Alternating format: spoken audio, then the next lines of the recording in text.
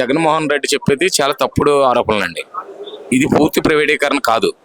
ప్రైవేటీకరణ కాకుండా ప్రైవేట్ భాగస్వామ్యంతో గవర్నమెంట్ అండర్టేకింగ్ లో చేసేటువంటి పిపిపి విధానం అండి. దీని మీద అసలు గత 2023లోనే మరి జగన్మోహన్ రెడ్డి కేంద్ర ప్రభుత్వం ప్రకటించినప్పుడు తన ఎంపీలే తన సంతకాలు చేసి దీన్ని ఆమోదించి ఈవేళ రోడ్డు ఎక్కి తప్పు అని చంద్రబాబు నాయుడు ప్రభుత్వంపై దుష్ప్రచారాలు చేయడం కరెక్ట్ కదండి. మరి అలా అనుకుంటే వైఎస్ రాజశేఖర రెడ్డి టైంలో కూడా పిపిపి విధానం తీసుకురావాలి, డెవలప్ చేయాలి ఆలోచన చేసింది కూడా తన తండ్రే ఒకప్పుడు.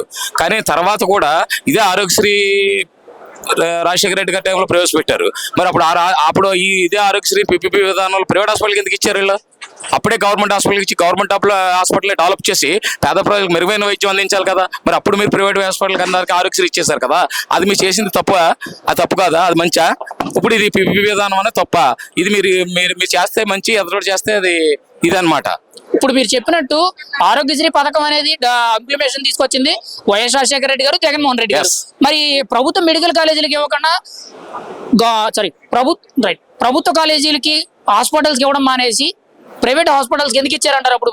మరి అప్పుడు తన ఉద్దేశంతో కూడా మరి తనకి కూడా ఈ ప్రైవేట్ హాస్పిటల్లో ఏమన్నా మరి ముట్ట చెప్పుకున్నారని అనుకోవచ్చు కదా మేము. అప్పుడు కూడా ఈ డబ్బులు అప్పుడు ముఖ్యమంత్రి గారికి కూడా మరి వాళ్ళ తండ్రి గారికి కూడా బాగా భారీ మొత్తాన్ని ప్రైవేట్ వాళ్ళందరూ వచ్చి డబ్బులు ఇచ్చి ఈ ఆరోగ్యశ్రీ కూడా ప్రైవేట్ హాస్పిటల్ తీసుకుని వెళ్ళి వచ్చి మేము ఆరోపించచ్చు కదా.